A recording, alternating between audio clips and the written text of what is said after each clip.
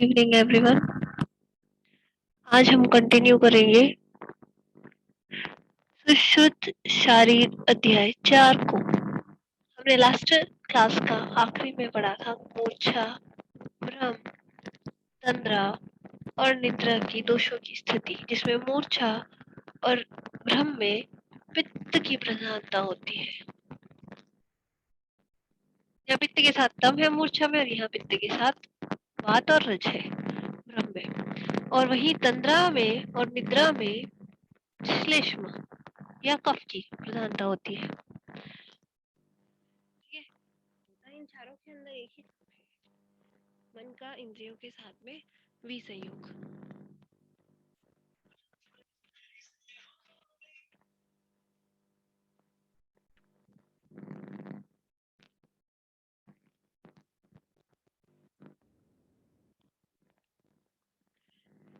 तो इस प्रकार से ये दोनों है तो सही किसके, मन के और इंद्रियों के बीच में कनेक्शन टूटने का वजह, कनेक्शन टूटना ही हुआ एक तरीके से विसंयोग। लेकिन इनमें पित्त की प्रधानता है और इनमें कफ की प्रधानता है। आगे बढ़ते हैं आज का टॉपिक। श्लोक नंबर 56 से गर्भस्य खलु रस निमित्तम मारुतात्मान निमित्त च परिवृत्तिर्भवति। गर्भस्य षष्ठी एक वचन यानी गर्भ की, गर्भ की षष्ठी एक वचन है। ठीक है, परिवृद्धि भवति, गर्भ की परिवृद्धि भवति यानी होती है। यह विसर्ग पूर्व हुआ है, ध्यान में देना।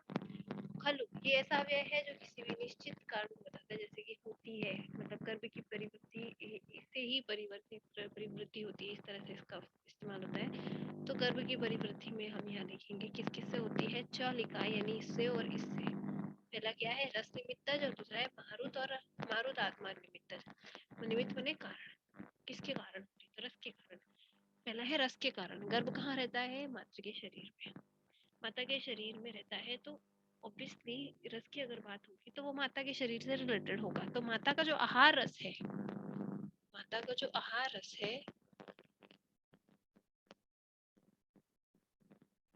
उसके बारे में हमने पढ़ा था कि इसके 3 भाग होते हैं। इसके भी 3 भाग होते हैं। पहला दुग्ध निर्माण के लिए, दूसरा परिवृद्धि के लिए, तीसरा माता के खुद के काम के लिए। ठीक है,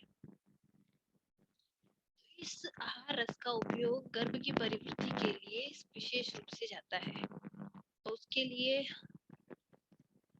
जो हमारा गर्भाव क्रांति है उसके अंदर हम अच्छे से पढ़ेंगे नाभिनाल से किस तरह से पहुंचता है वो आहार रस। तो होती है उसकी परिवृत्ति में क्या कारण है, पहला रस, और किसका, माता का आहार रस जो गर्भ तक पहुंचता है किसी तरह से। दूसरा मारुत आत्मान निमित्तज। ठीक है, मारुत यानी कि वात, हमारा जो वात दोष है एक तरीके से। वात दोष का एक और काम होता है, वो होता है किसी चीज को फुलाना। आदमान यानी किसी चीज को फुलाना, जैसे कि पेट पेट फूलता है वात की वृद्धि से, तो हम उसको आदमान रोग बोलते हैं। जैसे कि एक गुब्बारा है, उसमें हम फूंक मारते हैं, वहां पे वात उसकी दीवारों पे प्रेशर लगाता है, तो उस प्रेशर से वो फूलता है, इसे हम आदमान बोलते हैं। ठीक है, इस जो आदमान वाली चीज है इससे भी गर्भ की वृद्धि होती है। जो वात दोष है शरीर के अंदर स्थित, वही वात दोष इस प्रकार आदमान करके गर्भ की वृद्धि करता है। जैसे एक गुब्बारा को हम उसकी वृद्धि करते हैं, छोटा सा गुब्बारे के अंदर हम फूंक मार के वात का आदमान करते हैं एक तरीके से, उस आदमान से वो जैसे बड़ा हो जाता है, उसी तरह से गर्भ में भी वात का आदमान होने से वो बड़ा होता है। ठीक है, तो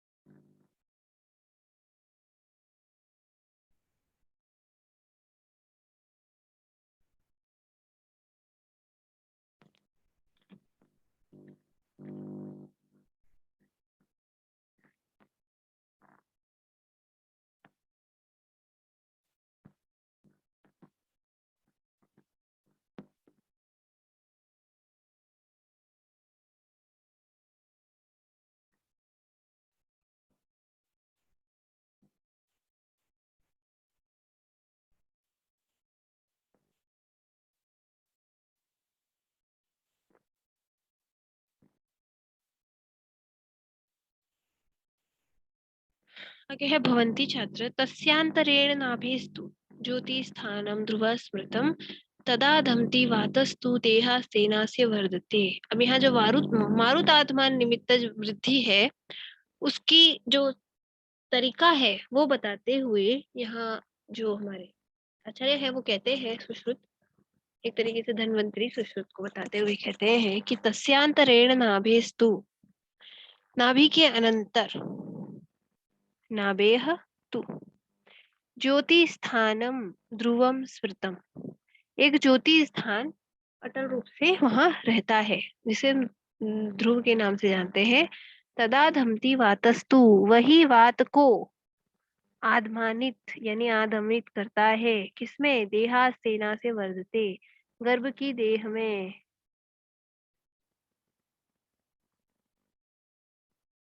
ठीक है, इसी वजह से उसकी वृद्धि होती है।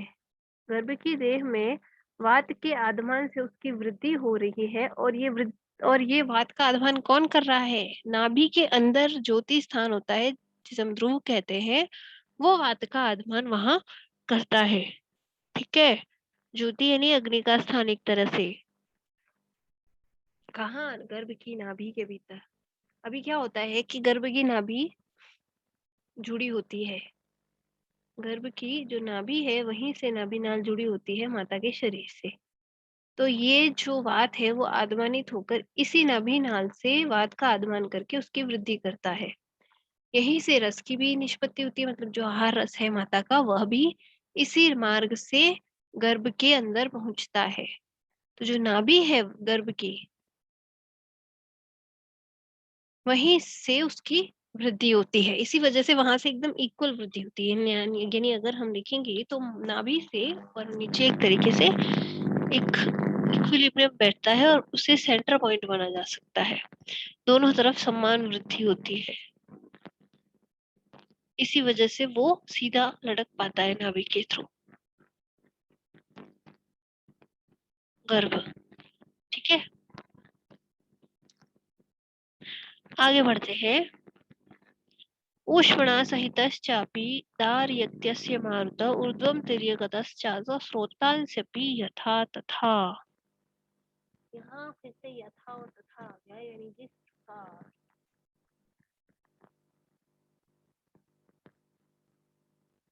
वैसे वैसे, जैसे जैसे और वैसे वैसे। तो जैसे जिस जैसे जैसे जैसे क्या होता है? ऊष्मणा सहितश्चापि, ऊष्मा के साथ मिलकर, मारुतः ऊष्मा के साथ मिलकर यानी कि हमारे पित्त के साथ मिलकर जो मारुत है यानी वात है, दार्यत्यस्य ऊर्ध्वं तिर्यगतत्ताय स्रोतांस्यपि तथा तथा, जैसे जैसे धारण करती है।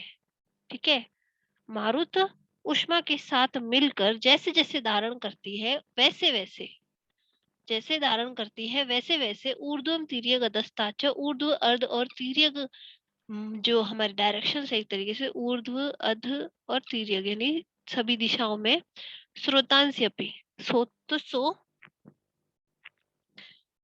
स्रोतस आदि बन के उसकी वृद्धि होती है। ठीक है, यहाँ इसी को कंटिन्यू करते हुए बताया है कि जो नाभि है वहीं से गर्भ में वात का आधान होकर उसकी वृद्धि होती है।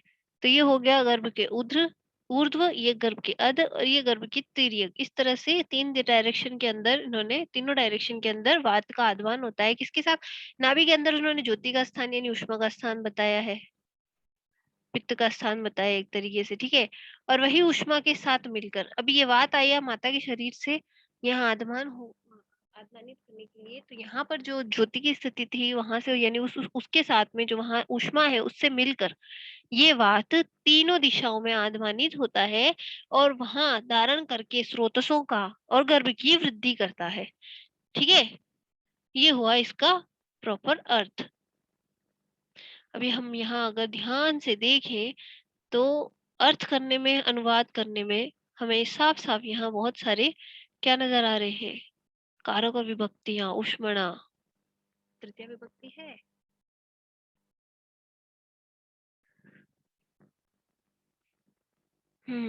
मारुतः प्रथमा विभक्ति है, ऐसे। फिर दृष्टिश्च, हाँ अभी ये क्या थी, ये इसकी वृद्धि हो गई है, किसकी, गर्भ की वृद्धि हो रही है। अभी यहाँ हम आगे बढ़ेंगे कि कौन कौन से ऐसे अंग हैं जिनकी वृद्धि होती है और कौन से किन किन की नहीं होती। तो यहाँ लिखा है सारे अंगों में वृद्धि होती है, किस किस में नहीं होती। दृष्टिश्च रोमकूपाश्च न वर्धन्ते कदाचन। दृष्टि यानी कि आंखें और रोमकूप, रोमकूप किनको कहते हैं, जो हमारी ये पोर्स है जिनसे हमारे रोम निकले रहते हैं, इनको कहते हैं रोमकूप। तो हमारे जो दृष्टि और रोमकूप है, ये चाहे छोटा बच्चा हो चाहे बड़ा हो, कभी किसी में साइज में डिफरेंस नहीं आता, यानी ये कभी बढ़ते नहीं है, ये उतरे ही रहते हैं जितने जन्म के समय होते हैं। रोमकूपों की संख्या में वृद्धि हो जाएगी पर साइज उतना ही रहेगा। दृष्टि के भी साइज में कभी डिफरेंस नहीं आता। न वर्धन्ते कदाचन, ये कभी भी नहीं बढ़ते हैं। ध्रुवाणि एतानि मर्त्यानाम इति धन्वन्तरेर्मतम्। ये ध्रुव रहते हैं मरने के बाद भी, ध्रुव यानी अटल रहते हैं, इनमें कोई परिवर्तन नहीं होता। ठीक है, ऐसा धन्वंतरी का मत है। इसके बाद दूसरा क्या है जो हमेशा बढ़ता रहता है, तो शरीरे क्षीयमाणे भी, शरीर का अगर क्षय भी हो रहा है, खत्म हो रहा है ना शरीर, उसके बावजूद भी वर्धते द्वौ इमौ सदा। क्या दो चीज है जो हमेशा बढ़ती रहती है, द्वौ, यहाँ क्या है, द्वौ इमौ, गुण संधि हुई है, ठीक है, आव हुआ है उससे, गुण नहीं हुई है, यहाँ अयादि संधि हुई है और यहाँ आव का हुआ है। द्वौ औ है ना, औ में अयादि होती है, गुण होता तो यहाँ ओ होता, तो द्वौ इमौ, अयादि संधि हुई है, दो, ये इन दो की, द्विवचन है इदम शब्द का, इन दो की हमेशा वृद्धि होती रहती है। वो क्या है, स्वभावम प्रकृतिं कृत्या नख केशव इति स्थिति। इनके स्वभाव और इनकी प्रकृति के कारण ही ऐसा होता है। और ये कौन सी दो चीजें हैं, नख और केश। यानी अगर आप डेड बॉडी को भी अगर 10-15 दिन पड़ी है ना, तो उसके नाखून और केश थोड़े थोड़े बढ़ेंगे ही। ठीक है, एक बार ये रहता है, एक बार तो डेड बॉडी में भी नाखून और केश थोड़े से बढ़ते हैं, उसके बाद बढ़ना बंद होते हैं, जब डिकम्पोजिशन स्टार्ट होता है तब नहीं बढ़ते, बाकी एक बार डेड बॉडी में भी बढ़ते हैं।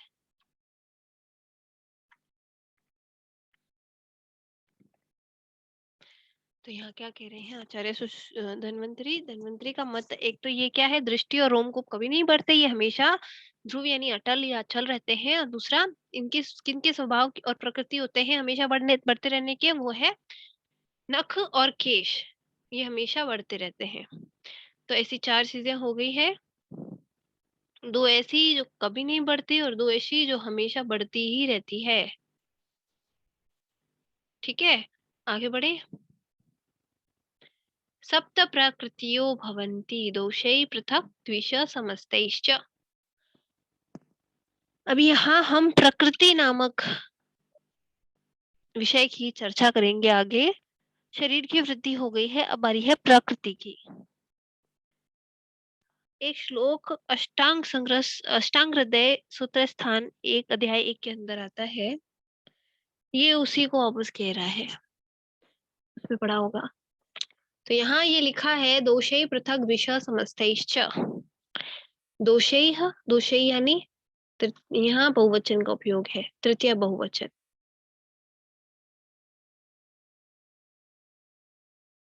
ठीक है, तो दोषों द्वारा कैसे हुई, दोष कौन कौन से हैं, तो जो कायिक दोष हैं, फिजिकल जिनको बोलते हैं, वो है हमारे 3, वात, पित्त और है कफ। ये 3 तो है दोष। और हम त्रिगुण बोलते हैं सत्व, रज और तम को।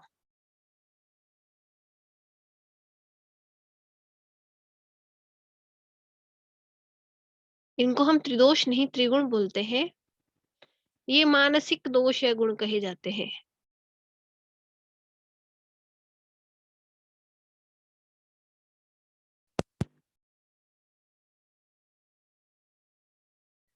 अब इनकी खास बात क्या है, ये मन में होते हैं और जो प्रकृति निर्धारण है हमारा, वो हमेशा इन त्रिदोष से होता है। इन त्रिगुणों से भी प्रकृति निर्धारण होता है, जिसे हम सात्विकी, राजसिक और तामसिक प्रकृतियां कहते हैं। फिलहाल हम दैहिक प्रकृतियों की बात कर रहे हैं जो दोषज होती है, मानसिक प्रकृति की बात नहीं। जब मानसिक प्रकृति की बात आएगी तो सत्वरज और तप से शुरू होगी, और जब दैहिक प्रकृति की बात आएगी तो वात पित्त और कफ से शुरू होगी। तो यहाँ हम किसकी बात कर रहे हैं? 7 प्रकृतियां दैहिक बात कर रहे हैं, तो वह त्रिदोषज, 3 अलग अलग दोषों से 3, ठीक है। पृथक, द्विशः, समस्तैश्च। दोषैः पृथक, पहला है दोषैः पृथक, यानी तीनों की अलग अलग। ये कितने हैं? 3। तो ये हो गई 3। द्विशः, 2 का संयोग। 2 का संयोग कितना पॉसिबल है? ये 1, ये 2 और ये 3। 3 हो गए। तो द्विशः से 3 हो गई। समस्तैश्च, सारी एक साथ तो हो गया ये 1। तो ये कितने हुए? 3 + 3 + 1 बराबर 7। सप्त प्रकृतियों भवन्ति, 7 प्रकृतियां इस प्रकार से बनती है। दैहिक प्रकृतियां 7 है, ठीक है। जो मानसिक प्रकृतियां हैं वो आगे आएंगी, पहले हम दैहिक प्रकृतियां देख लें। मानसिक प्रकृतियां इस चैप्टर में है कि नहीं, कंफ्यूजन है थोड़ा सा, शायद है। तो मानसिक प्रकृतियों में यहाँ जो सात्विक है वो होती है 8, राजसिक होती है जो होती है 7, और तामसिक होती है वो होती है 3।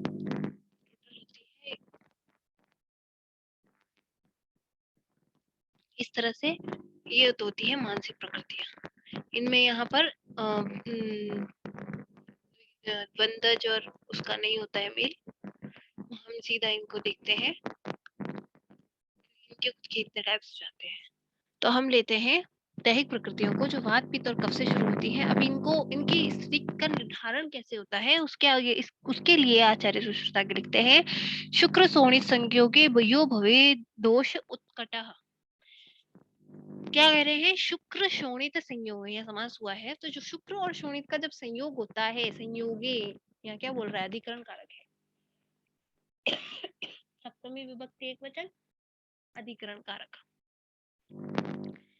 यानी ये उस प्लेस को बता रहा है जहाँ ये काम हो रहा है, ठीक है। क्या? शुक्र और शोणित का संयोग ही वो जगह है जहाँ इन दोषों का निर्धारण होता है। तो यह बोल रहा है कि शुक्र और शोणित संयोग जब होता है तो यो, जो, यानी यो का मतलब है जो, भवेत दोष, जो दोष होता है, क्या? उत्कट, यानी अपनी अच्छी स्थिति में, यानी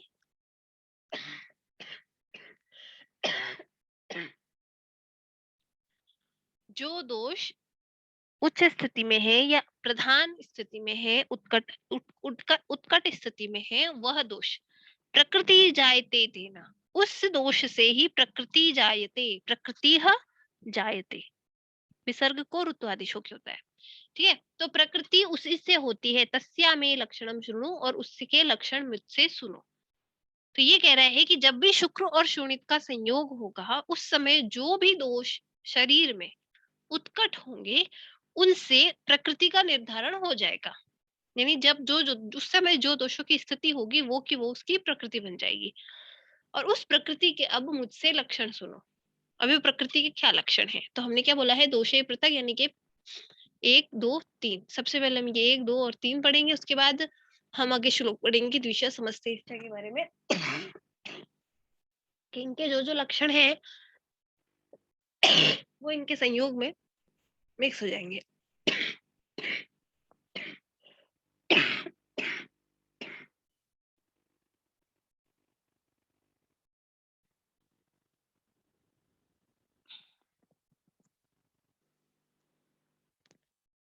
तो उसके लक्षण मुझसे सुनो, ऐसा बोलते हैं। मे लक्षणम शृणु, मुझसे इसके लक्षण सुनो। किनके? जो प्रकृति निर्धारित होती है उनके, ठीक है। तो हम सबसे पहले लेते हैं वात। तत्र वात प्रकृति है, जो वात प्रकृति है उसके लक्षण बोलते हुए कहते हैं, तत्र वात प्रकृति है प्रजागरूक। प्रजागरूक यानी जो जागरूक रहता है। वात प्रकृति का जो मनुष्य होगा वो जागरूक रहेगा। शीत द्वेषी, मतलब उसको शीत से घृणा होगी, द्वेष होगा, उसको ठंडा अच्छा नहीं लगेगा, उसको सब कुछ गर्म चाहिए। दुर्भगः, दुर्भगः का अर्थ होता है जिसे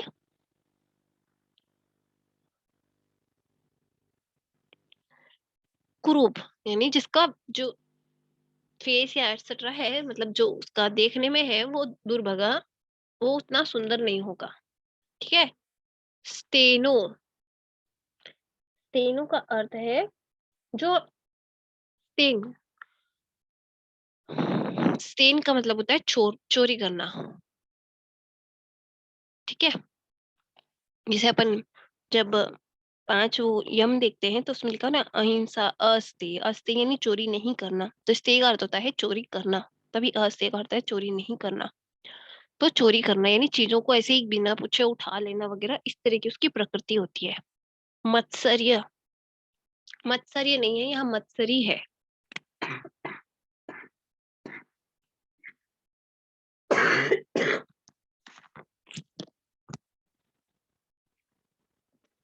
मत्सरी है, मत्सरी यानी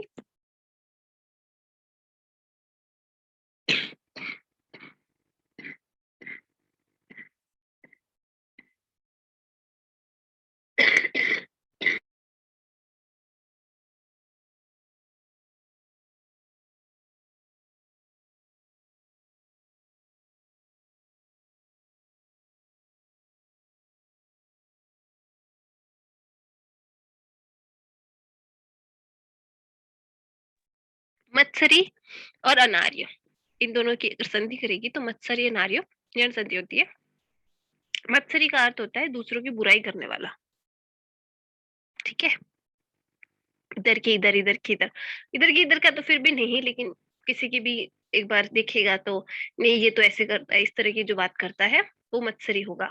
अनार्य यानी कि जो आर्य नहीं है, यानी जिसके जो लक्षण है वो बिल्कुल सदे हुए नहीं हो, वो अनार्य कहलाता है। तो इस तरह की उसके होता है। गंधर्व चित्त, गंधर्व का मतलब, गंधर्व किनको कहते हैं, जो गाते रहते हैं। ठीक है। गंधर्वों का नाम गंधर्व इसीलिए पड़ा है कि वो सिंगिंग डांसिंग एक्सेट्रा करते हैं। गंधर्व चित्त का अर्थ हुआ जो गंधर्वों की तरह चित्त रखने वाला है, जिनका मन गंधर्वों की तरह हो, यानी जो गाना गाना, नाचना, इस तरह की चीजें पसंद करता हो, जिसे गाने सुनना पसंद हो।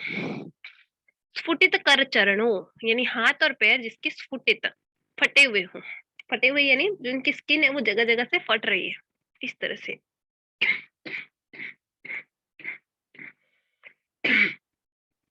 फिर है अल्प, रुक्ष। अल्प और रुक्ष है क्या? श्मश्रु नख केश, दाढ़ी मूछ, नाखून और केश, ये उसके अल्प होंगे और रुक्ष होंगे। स्वभाव से ही वह क्रोधी होगा। दांत और नाखून खाता रहेगा, दंतनक खादी से नाखून दांत से चबाना, इस तरह के एग्जाम्पल जिसमें मिलते हैं वो टोटल वात प्रकृति, यानी जिसमें सारे लक्षण मिलेंगे वो पूर्णतः वात प्रकृति का माना जाएगा। इसके अलावा और भी काफी लक्षण हैं जिन्हें हम नेक्स्ट क्लास में करेंगे। आज मुझे नहीं लगता मैं क्लास और कंटिन्यू कर पाऊंगी।